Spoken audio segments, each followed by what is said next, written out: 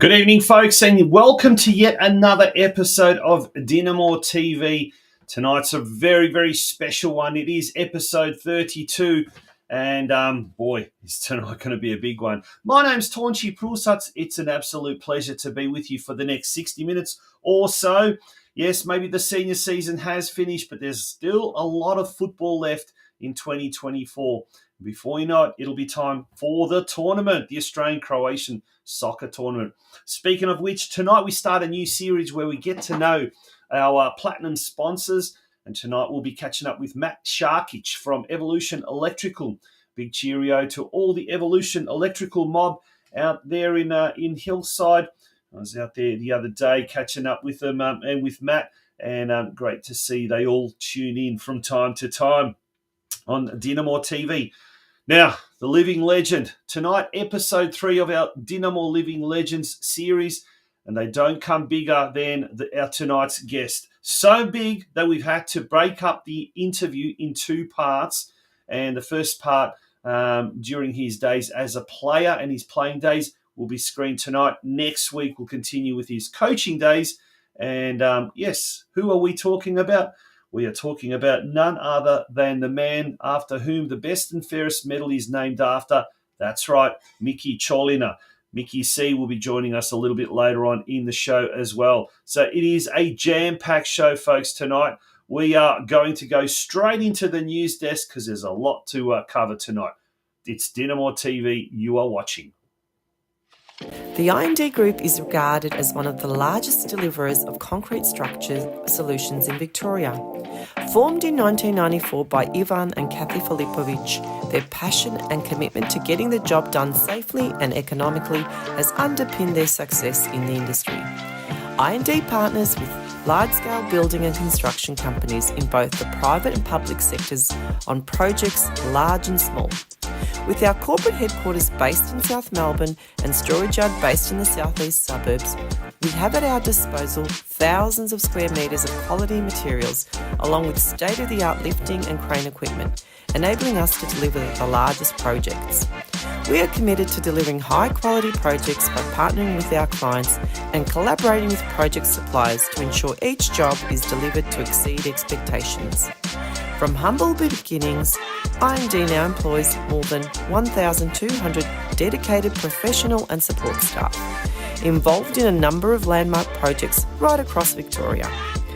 The IND Group is a massive supporter of the Croatian community, backed soccer clubs in Victoria, and is proud to be the major sponsor of the St. Albans Dinamo Football Club in 2024.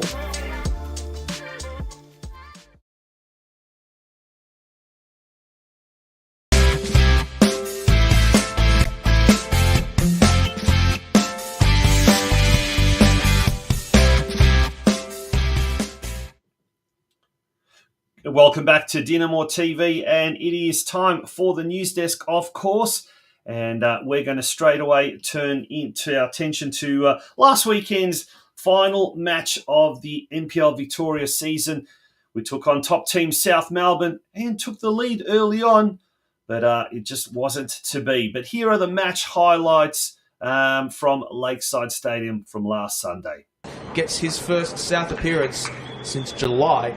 As we see Ross Archibald, Andy Brennan, Josh Franco, Robert Harden, Cooper Harpenny, Mac Hilson, Christian Inglese, Willem Lejeune, Jack Pope, Emil Pios, and George Tinaras take the field. And Christian Inglese, Lucas Inglese's brother, of course, more of a striker in terms of his intentions, but can be played as a central defender as well at times. Also gets his first league appearance since April.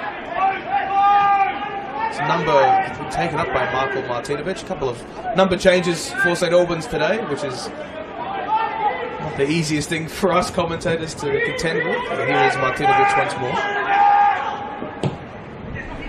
Slides it into the mixer, and the shot on goal eventually did arrive. Decisive ball for Monek. Back towards Martinovic.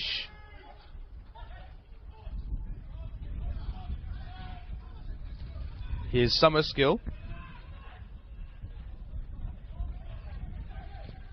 Options available for him to shoot, but South with all men behind the ball just about except for Andy Brennan. And it's Summerskill. Oh! How about that? Brian Summerskill from well out of range. And their winning form potentially might continue with an absolute peach from Brian Summerskill. And what the cross unable to be fashioned.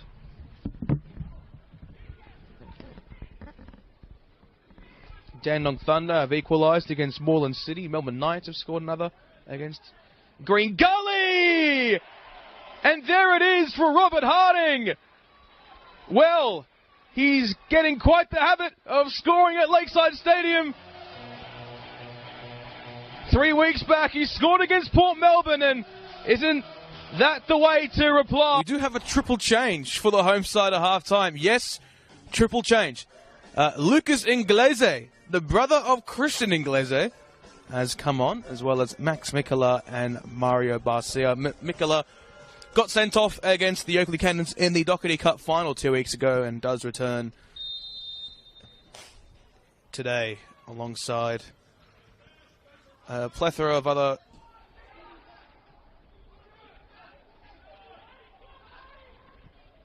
Pope opening up the angle. It's Pios. It's Hilson!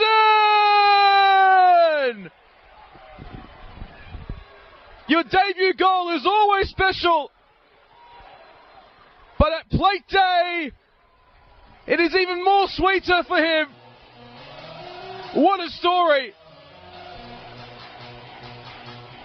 The former Bendigo City and Hume youngster scoring his... On the edge of the area, towards the byline. They'll win a corner. And might they bring up Marko Bulic? And he's been asked to go towards the middle. It's Burns. It's a great delivery. And Mikola gets it clear. And the final whistle blows. South Melbourne FC, NPL Victoria Premiers for the second time in 3 years. This is a special... Unfortunately, couldn't just do it at the very end, but what a gallant end of season finish for Dinamo's senior men's team. 5 wins on the trot, secured safety from relegation, and then it came down to the last game where we were defeated by the minor premiers. Fantastic result in the end. Dinamo finishing in 11th position above Green Gully, Manningham United, and Moreland City. So a fantastic end of season result. Also having an absolute perler end to their season were the under-23s. A week prior, they defeated top team Green Gully, and this week they defeated second place team South Melbourne 5-3 to finish the season in 4th position. Now, at one stage, the under-23s, they were second last. So magnificent job, and shout out to Adam Tenanini, the coach, and Ian Burke for doing such a wonderful job, and to the youngsters as well who really, really stepped up. In that final game, Ivan Razumic, Nicholas Mori, Jacob Di Fiore, Jesse Chop, and an own goal. They were the goal scorers for Dinamo. Now, on next week's show, we will have Adam Tenanini come on. He was unable to come on this week due to work commitments, conference commitments. We also decided we're going to give the seniors a little bit of a break. They are taking a 2-week break now before they reconvene and start training for the upcoming Croatian soccer tournament. Unfortunately, the good news did not continue through to the senior women's, who suffered their first loss against a rejuvenated Altona City, who last week defeated Westgate, the league leaders, inflicting their first loss for the season. And this week, unfortunately, it was the turn of our Dinamo ladies to suffer their first loss of the season, going down 2-1 to Altona City at their newly redeveloped Kim Reserve. Sienna Delia scoring the only goal for Dinamo. As a result, St Albans now slipped to 3rd position. They do have a game in hand on the other two, but have slipped precariously or dangerously away from Westgate. 7 points. And this weekend, in fact, tomorrow, Dinamo takes on Westgate at Ardea Reserve, 7:45 p.m. kickoff. Quickly moving through the JB NPL now. In the round 17, the under-14s won 2-1, beating Altona Magic. The under-15s lost 2-3 to Hume City. The under-16s defeated Werribee City 4-0, while the under-18s convincingly defeated Geelong 6-0. And it must be said, Maksim Mikulic scored on his debut, earlier that day he scored 2 goals for the under-15s. So he's been in fine form in the 15s, made his debut and scored on debut in the 6-0 win for the under-18s. This Sunday, round 18 action, 5 more games to go. Dinamo hosting Bendigo City in the later kickoff time of 11:45 in the under-14s. The under-15s at Stead Park in Geelong at 11:15. The under-16s host Bendigo City at Churchill Reserve at 1:15. And then the under-18s travel to Dunstan Reserve to take on Brunswick City. That game kicking off at 3 p.m. Apart from that, we've got social functions coming up now at Dinamo. And we've got Father's Day buffet night next Friday. That's the 30th of August from 7 p.m. Bookings are essential, so message Anna on 0401 505 100. We'll leave that number there just a little bit longer. And that now brings us pretty much to our next, our first guest for tonight. When we return, folks, we will be speaking to Evolution Electrical's Matt Sharkic, who is one of the platinum sponsors of this year's tournament.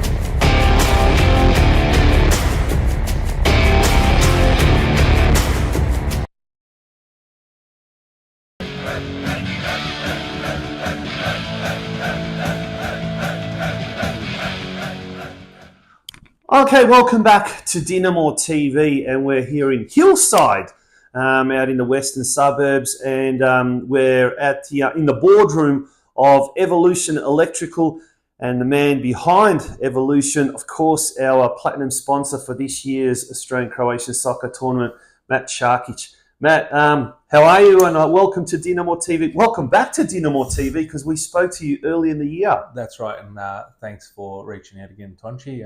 It's been a little while since that pre-season luncheon that we had at the club, and just thought it'd be a good opportunity to catch up and review the season that was, and have a bit of a chit-chat about what's coming up at the CST 2024. Yeah, well, let's, before we talk about that, and before we talk about the year, what an eventful year it's been. I can't believe how quickly the year's gone by.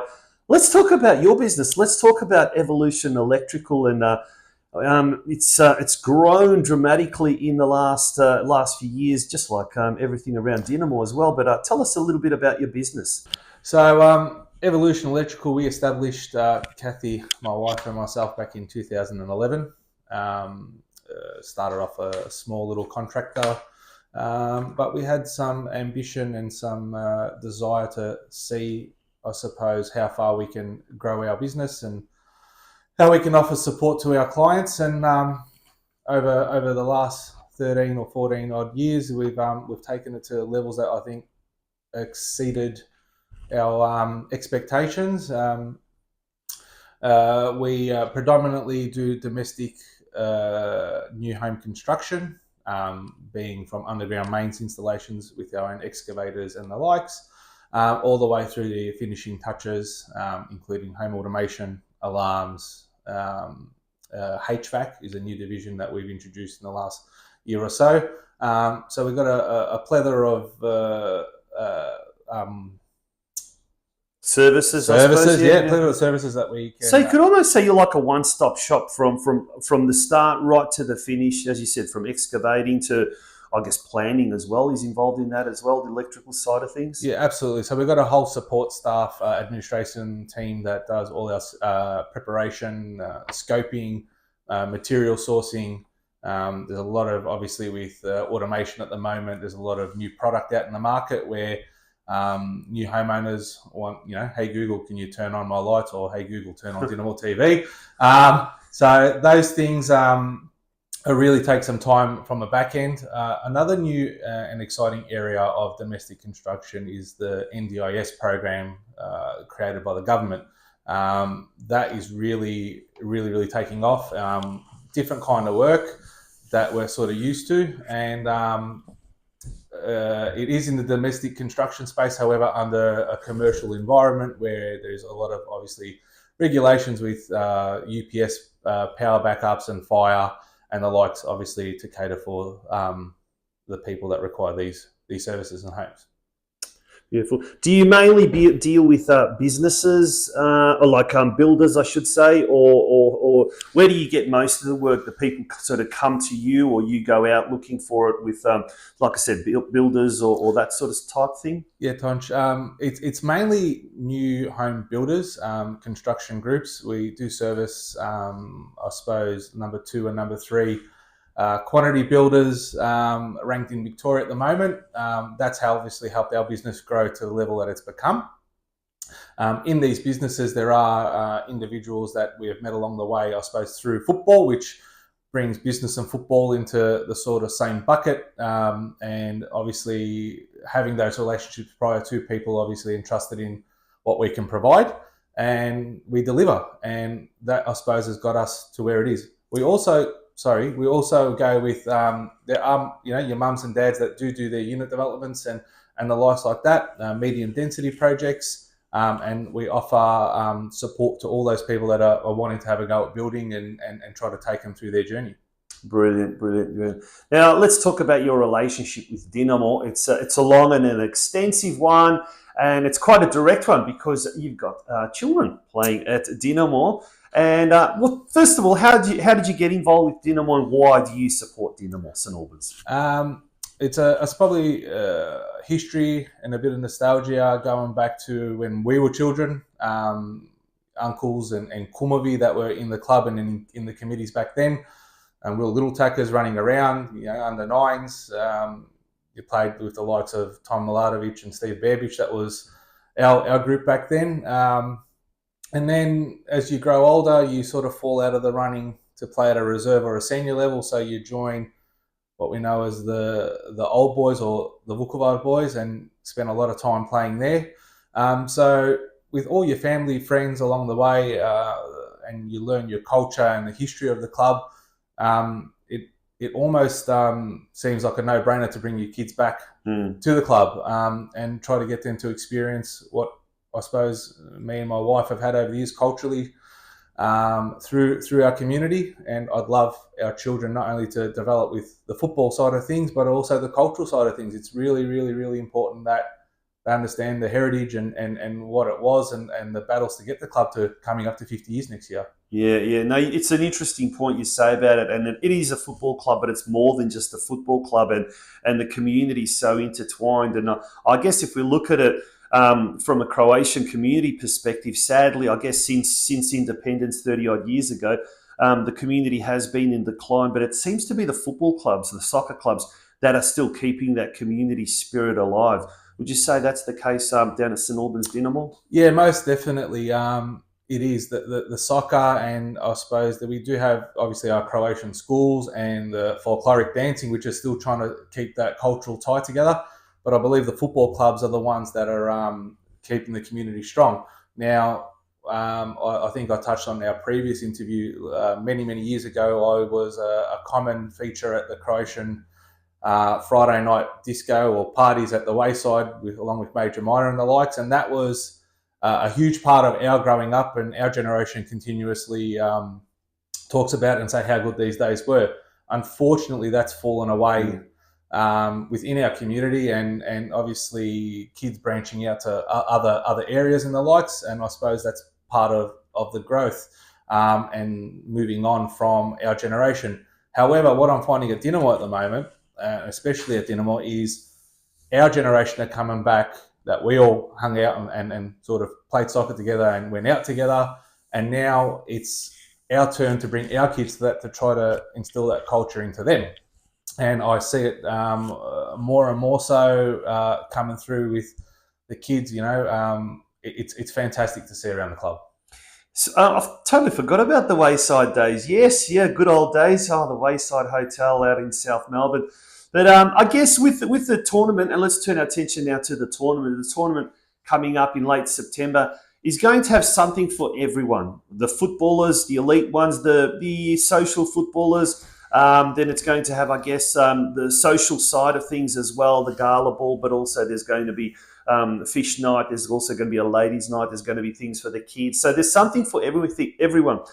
I guess, in a way, we're trying to bring back some of those glory days from yesteryear so that the current generation can enjoy it, isn't it? Yeah, I think hoping that is the final outcome at the inception and the granting of the tournament to Dinamo. I was a part of what was known as the Super 9 starting committee, along with Marko Butarac and co. Unfortunately, with work commitments and life commitments, I chose to stand down and to allow them to bring a person that can deliver what's required to host this tournament. The tournament is one of my favourite parts of the year. It really is. You've maybe seen us around days of playing for Vukovar, and after that playing with Strathmore and winning the 2014. So that's our 10-year anniversary from Wollongong. It's really part of my family and our family calendar. Being that we've travelled to Perth and New Zealand, and we really haven't missed out on these things. So, granted the opportunity to host that at your home club, I'm hoping that with what you said, bringing those yesteryears back into a tournament of today, there will be something for the young, there'll be something for us, and something for the older to experience and maybe reminisce. I think there's a lot on offer. And I think the committee and the club will absolutely nail it.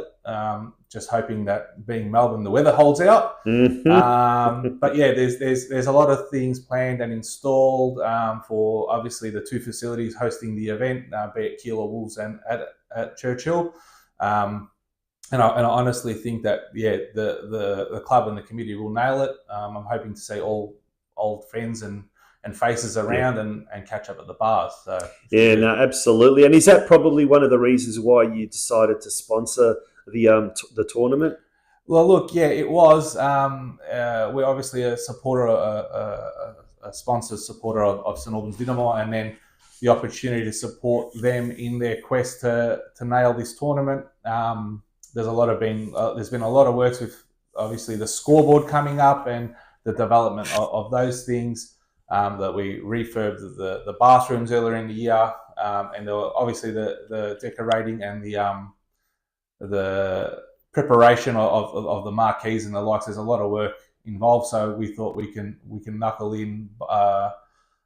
up, buckle down, and get this show on the road, I suppose. Yeah. Now, it's been a big year on the field and off the field. It was a bit of a struggle with the seniors, but came good in the end. And these are some big announcements. The club has in recent weeks announced Jason Trefiro from Sydney will be relocating down to Melbourne, and he's going to become the technical director. We saw Johnny Bilosh in Zagreb announce a closer alliance between the mother club, I guess, Dinamo Zagreb and St Albans Dinamo.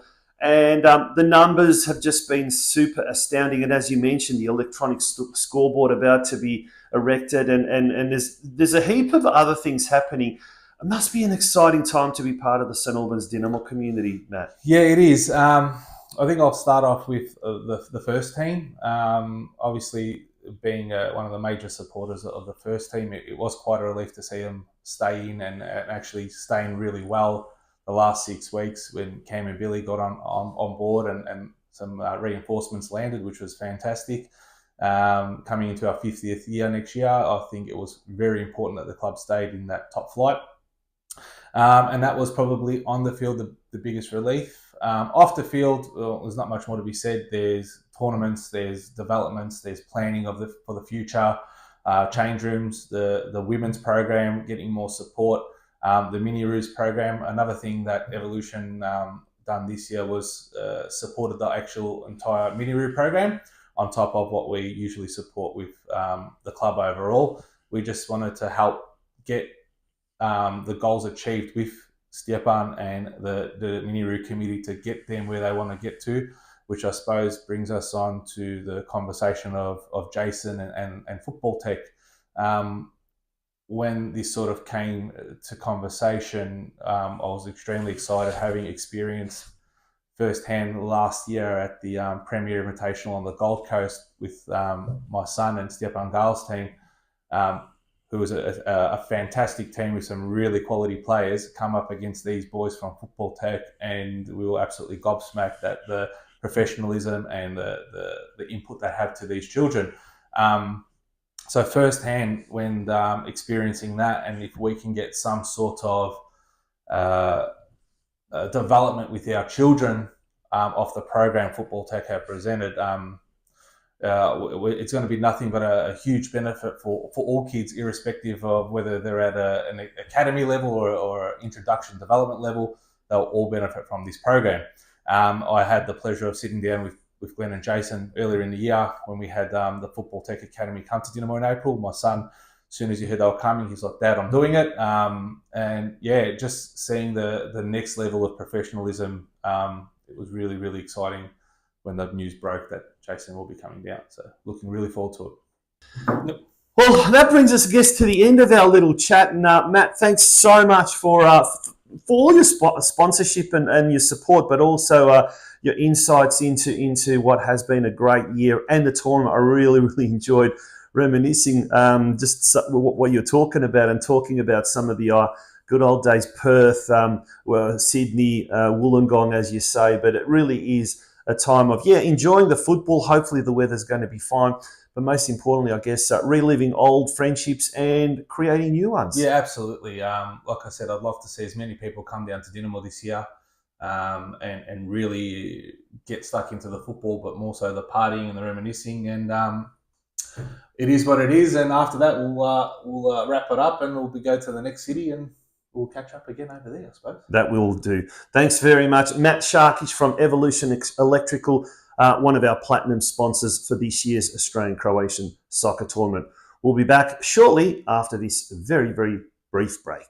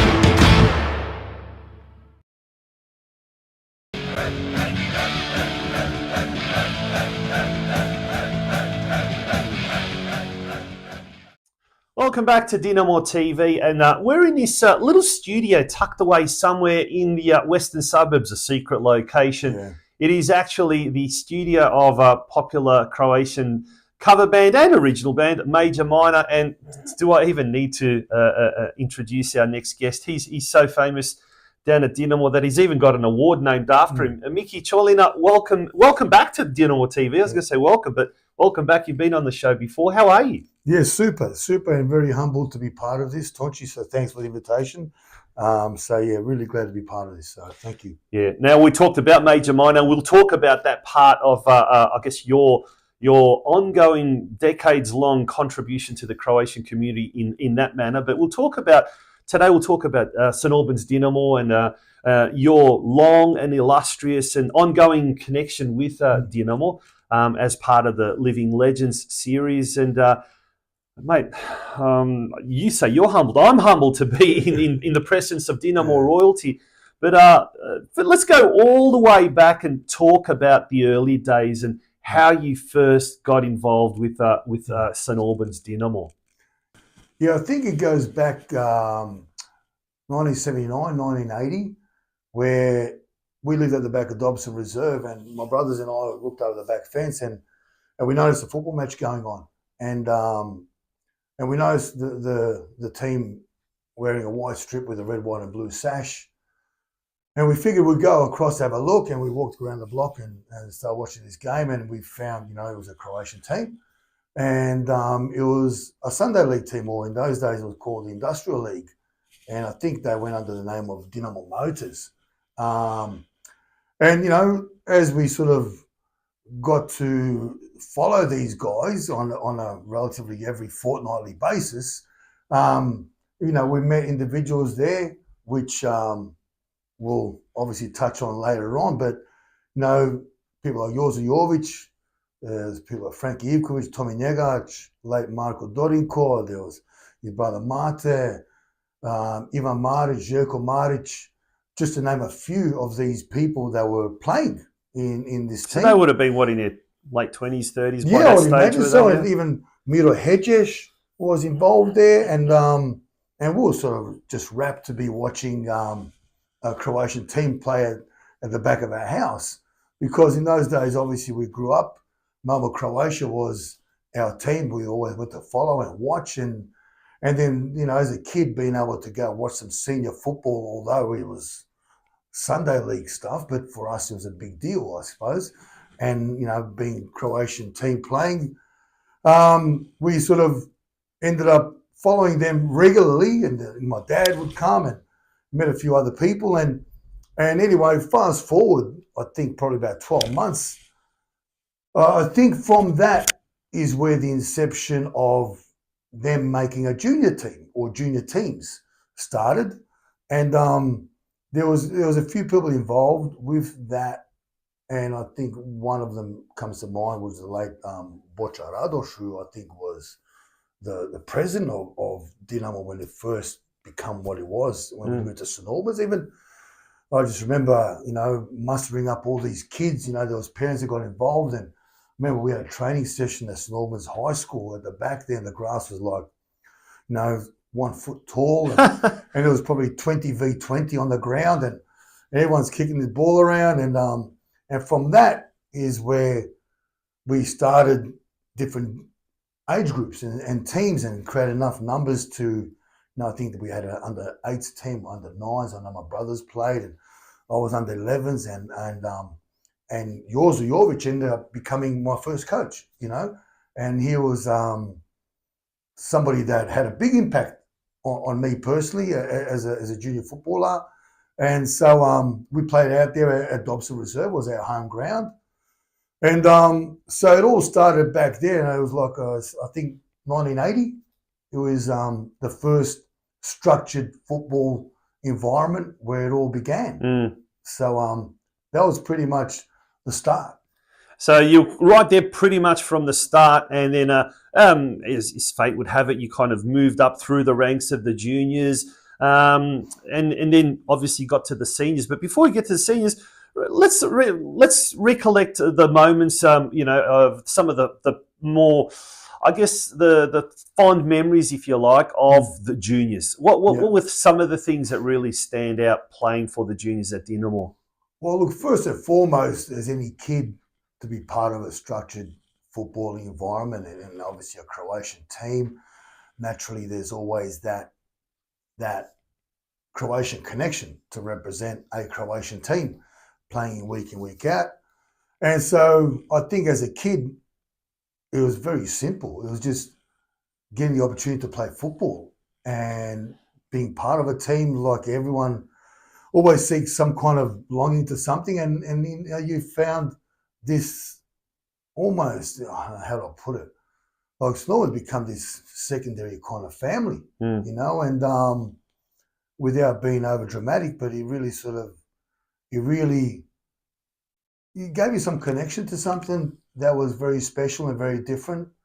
And as you went through that, in terms of fond memories, obviously, then naturally you talk about winning games or scoring goals or whatever that may be. But I mean, aside from the obvious, because that's too difficult to probably break down, I think the things that stand out is just like any kid, presentation nights, getting your trophies and things like that.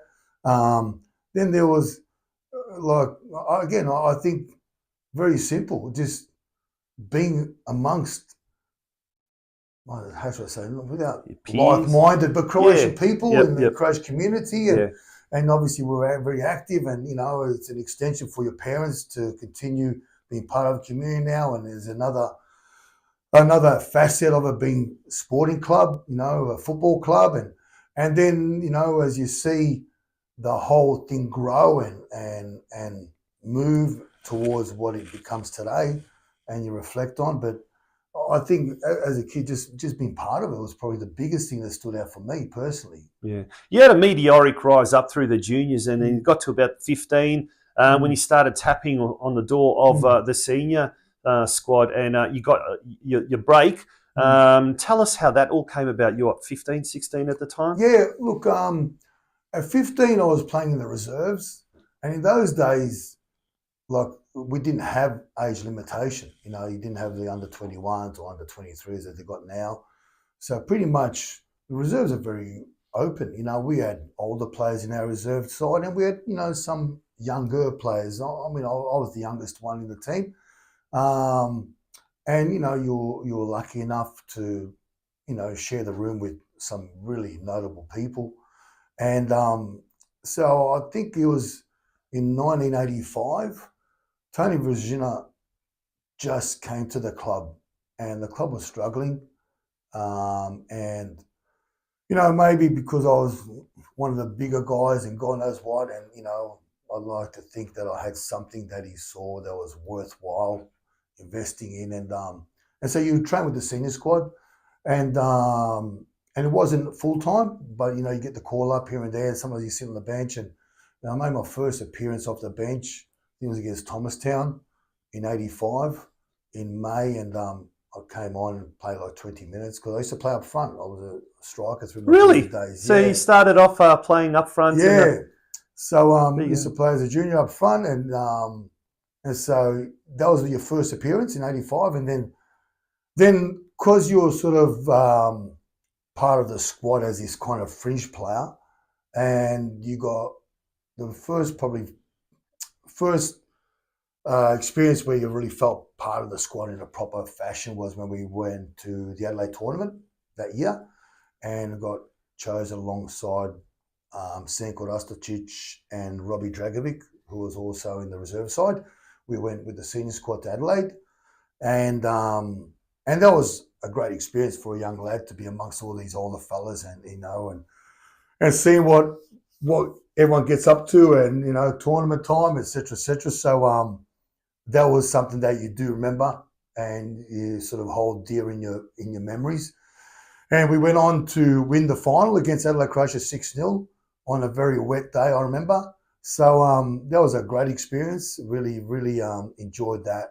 And that was probably, as I said earlier, the first part of feeling like you are part of a senior squad. And so from then, it kicked on into 1986, where you become a fully fledged member of the squad, although still a fringe player, but you train with them full time. And I remember we, mid-season in 86, Dennis Morovic went overseas, I remember, and we played against Croydon. Miro Hedges was our teammate at the time, too, I remember, and we played against Croydon, against people that you idolised as a kid who played for Malmo Croatia, and then they moved on to Croydon. A lot of these UK-based players, like Peter Blasby, Davey Brogan, there was Campbell was there, McIntosh. Dave McIntosh, wow. Yeah, just to name a few. And I remember I can't remember who got injured. It was probably about 10 minutes before half time, and that version of the game with the nod, you're coming on, and the ground is what stuck in my mind, because I look at the grounds today, if we had those kind of pitches in our day, we would have thought, wow, like, you know. We are spoiled today, aren't we? Just to give you an idea, pre-game, I remember the referee walking out with gumboots to check whether the game could go on, and he gave us the green light. Let's go, we're playing, and it was, the pitch was ridiculous, you know. And needless to say, we ended up drawing 4-4. I came on and we were 2-0 down or something like that, and I remember scoring 2 goals alongside Sveto Rasticic, who scored 2 goals, and we drew 4-4, I remember. And so that's a memory that, you know, stays with you still today. And then I got another start-up against Springvale the week after. We ended up playing against Springvale City. And I think by memory, Perry Muir, who would become a referee, was the goalkeeper, I think, in Springvale City by memory. I think, don't quote me on that, but I think he was, because we played at their ground. And I remember I ran into the goals in the first half, and they were made out of timber. And I must have obviously had a weak spot, because as I ran in, I stopped myself on the post, and the goals fell over. So this was like, you know, maybe about 25 minutes into the first half. And so I remember that we had to have a timeout, because I had to go get some goals from this other ground and bring them over. We went in the rooms while they did that, came back out, played the rest of that half, and then we had a short turnaround for half time, kicked off the second half, I remember, and I ended up scoring again. We won 1-0. And so I still played a few more games till big man Dennis came back, because Dennis was flying. He was top goal scorer in the league, and he was obviously a big name. And once he got back, I got pushed to the side, you know, as that's how it goes. I respected the opportunity that I got given. It was a great experience. And then as time goes on, fast forward to the Buffalo Gold Cup, and we used to have this pre-season tournament, so the top 4 teams in the state league would be part of this pre-season tournament. And that was massive in those days. It was massive. Big crowds. Yeah. Olympic Park, the old one, yeah. I remember, and Buffalo was a sponsor. So I just remember, like, you know, we had these kits, and I still got that kit that I wore, you know, in that game. I look at the kit and I wonder how the hell did I fit in it. But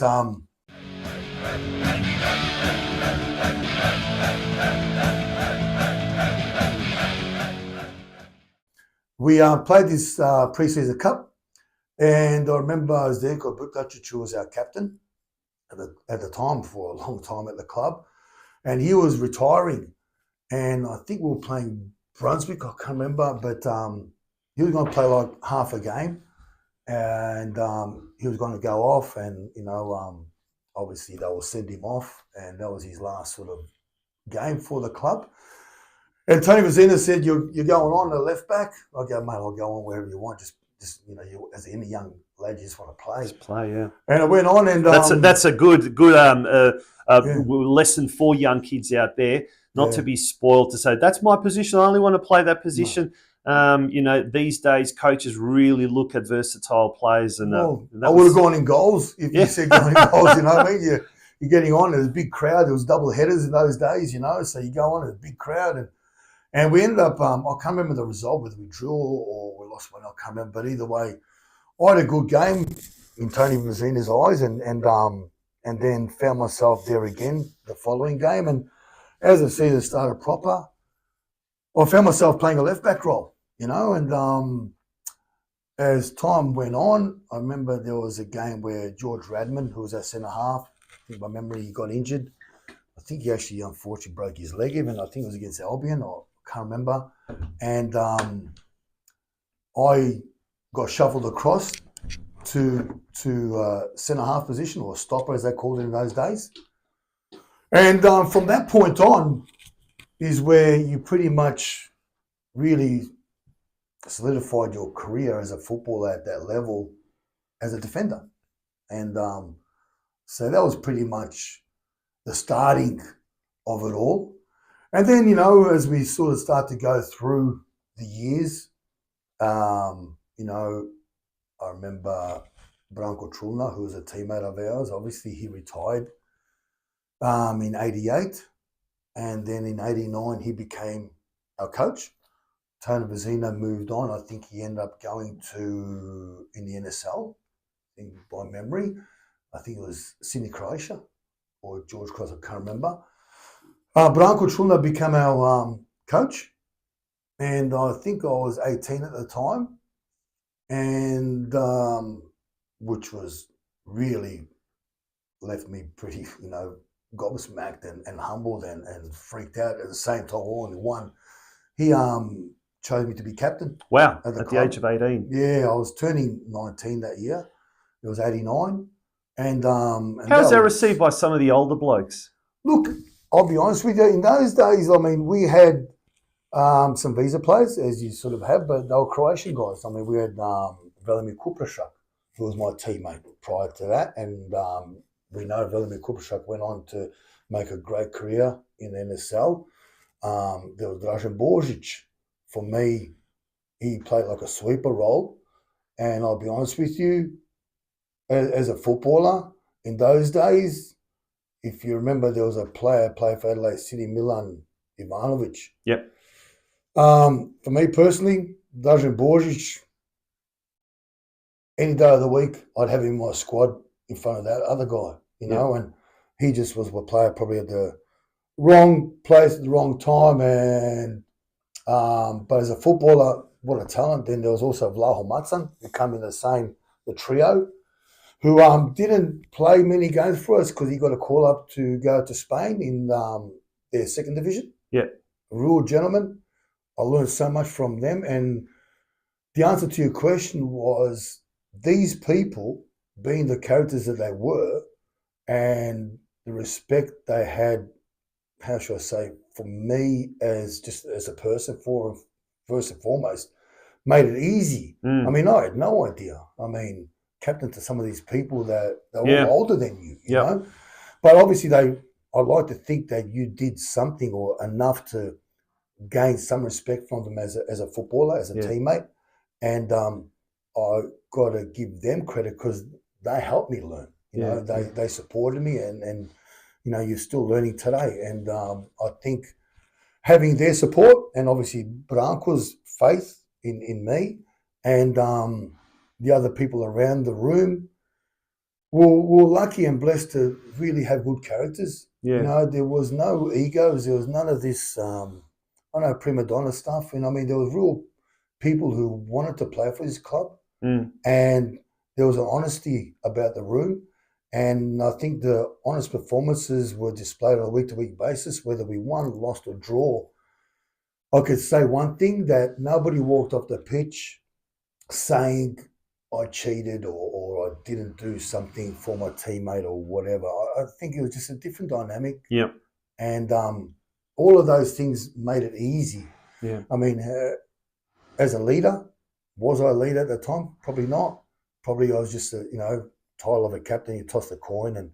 But I think over time you learnt to become a leader. How many games did you play in total? I think without going, and you probably have to go through the record books to get all this information.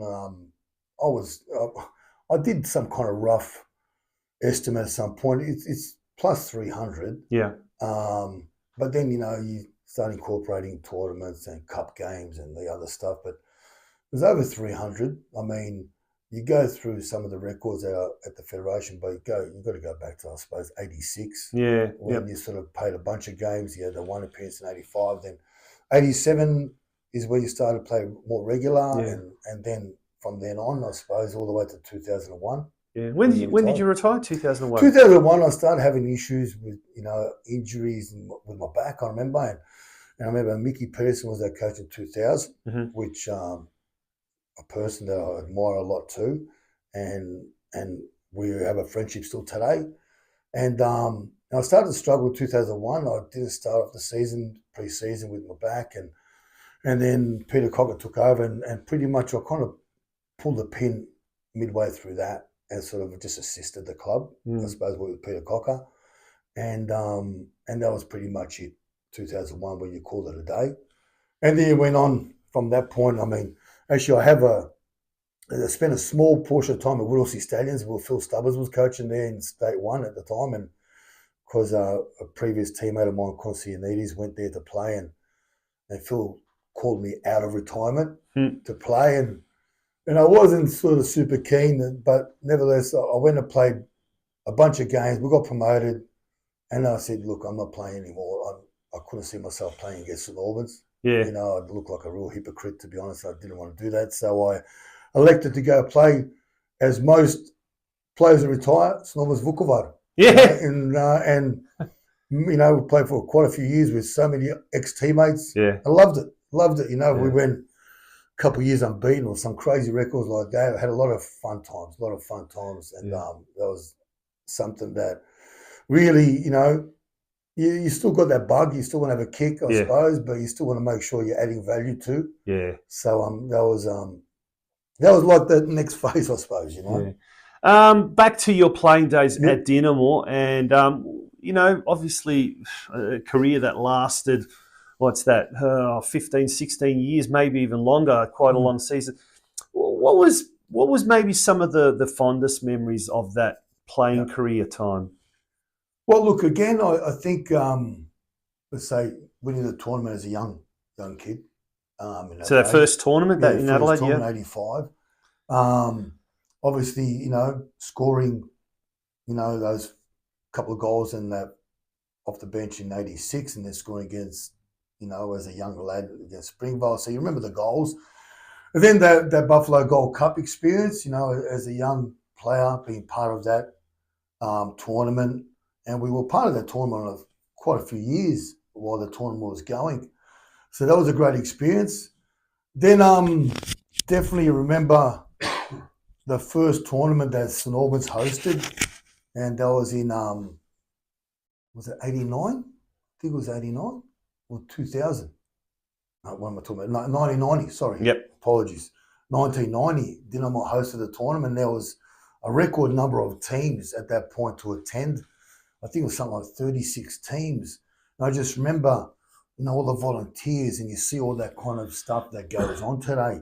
I guess coincided with Croatia becoming democratic and a year later independent and all of that kind of stuff. So it was a real euphoria in the community. Well, there was, there was some officials that come from overseas, I remember. Singers, Djukac, remember those good days? It was massive. It was a massive weekend, and we were blessed with perfect weather, actually pretty hot weather. And that tournament sticks in my mind a lot, you know, because Dinamo hosting it, big occasion.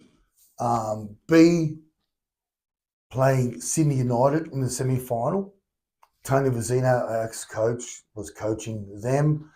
And then you look at the squad that they had, you know, you had Manis Lamond, you had, you know, Bove, Kulitz in goals. You know, you had Popper playing, you had Petkovic playing, you know, all of these footballers that, again, were big names in football. Some went on to be big names in football still today. And in those days, the clubs really sent their strongest team, didn't they? They didn't sort of send their youth team or their reserves team. It was the strongest team. That's right. And obviously they respected the occasion, and credit to all the clubs. And we had them in the semi-final, and we ended up winning 2-1 on the Saturday afternoon. And we ended up, obviously, in the final with Melbourne Croatia on the Sunday. And I remember when you look back through your scrapbook and the photos, I mean, just remember there was thousands at the game. Just you look at Churchill Reserve, all four parts of the ground were just layers of people, you know what I mean? And again, perfect day.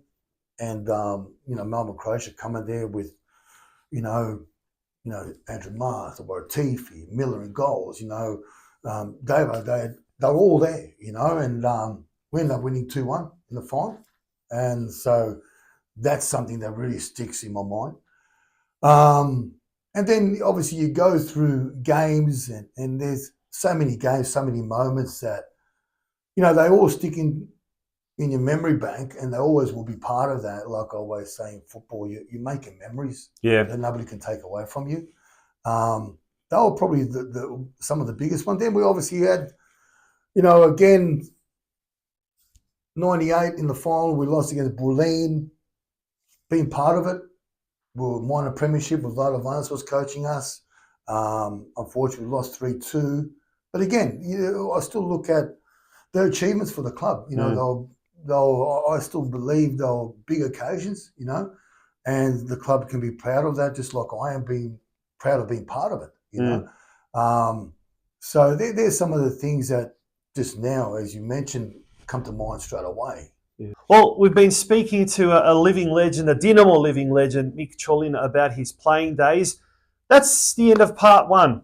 We're going to, next week, continue with this fantastic interview, a real trip down memory lane. But we'll look at the next phase in your career, I guess, as coach and how that came about and up until the present. You're watching DinamoTV.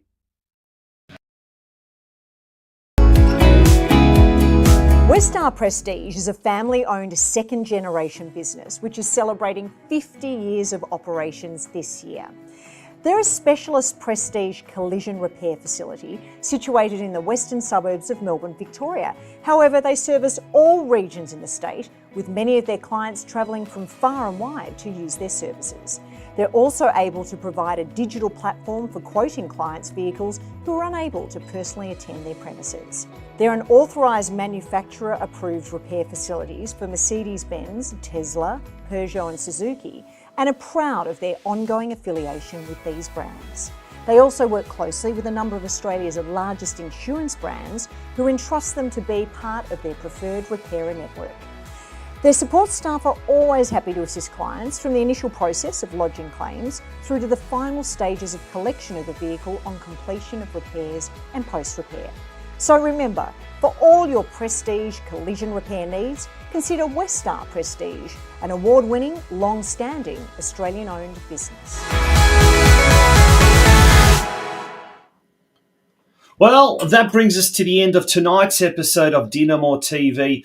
Next week, we'll be looking at that second part of that interview with Mickey Colina in the Living Legends series. We'll chat to Adam Tenanini, the under-23s coach, and wait for it, folks, we will be conducting the live tournament draw. You do not want to miss that. Until next Thursday, my name is Tonchi Prusats, and it has been an absolute pleasure bringing you DinamoTV tonight.